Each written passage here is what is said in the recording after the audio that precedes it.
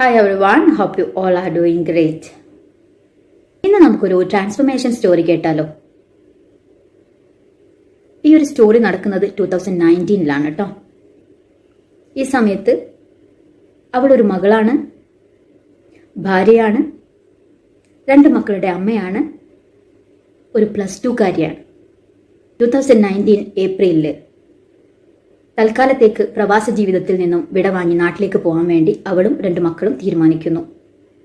ഈ ഒരു പ്ലാന് ഉള്ളിലുള്ളത് കൊണ്ട് തന്നെ നാട്ടിലെത്തിക്കഴിഞ്ഞാൽ എന്ത് ചെയ്യണം എന്നുള്ളത് അവൾക്ക് നല്ലൊരു ധാരണയുണ്ടായിരുന്നു.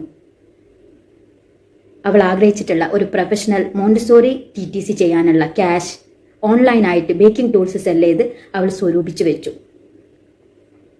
വേറെ ആരും ഹെൽപ്പ് ചെയ്യാത്തതുകൊണ്ടല്ല, അവൾ കുറച്ച് പിടിവാശിക്കാരിയാണ്. ചില കാര്യങ്ങളൊക്കെ അവൾ തനിച്ച് ചെയ്യാൻ വേണ്ടി ആഗ്രഹിച്ചു. അങ്ങനെ അവൾ നാട്ടിലെത്തി.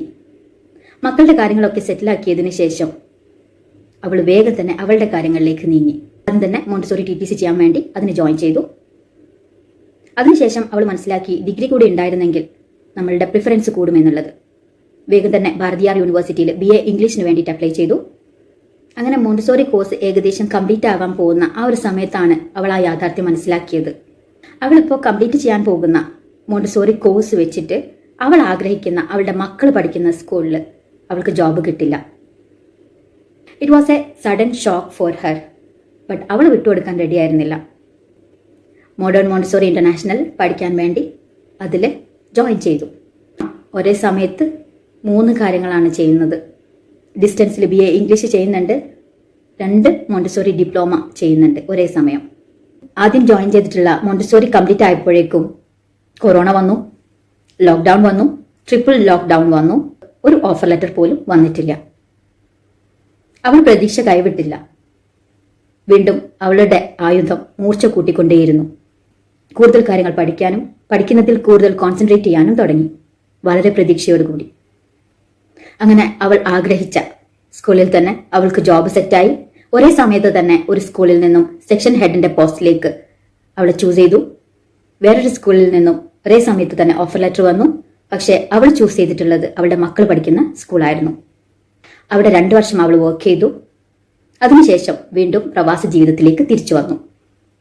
അവിടെയും അവൾ ജോബ് ചെയ്തുകൊണ്ടിരുന്നു. പെട്ടെന്നാണ് ലൈഫ് കോച്ചിങ്ങിനെ കുറിച്ച് മനസ്സിലാക്കാൻ സാധിച്ചത്. ചില കാരണങ്ങൾ കൊണ്ട് ജോബ് കണ്ടിന്യൂ ചെയ്യാൻ സാധിച്ചില്ല. അവൾ ഈ ഓൺലൈൻ കോഴ്സ് കണ്ടിന്യൂ ചെയ്തുകൊണ്ടേയിരുന്നു.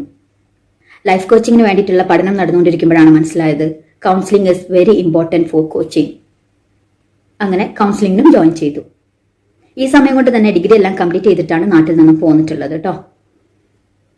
കഥ മറ്റാരുടേതുമല്ല, എന്റേത് തന്നെയാണ്. 2019 നിന്നും 2025 എത്തി നിൽക്കുമ്പോൾ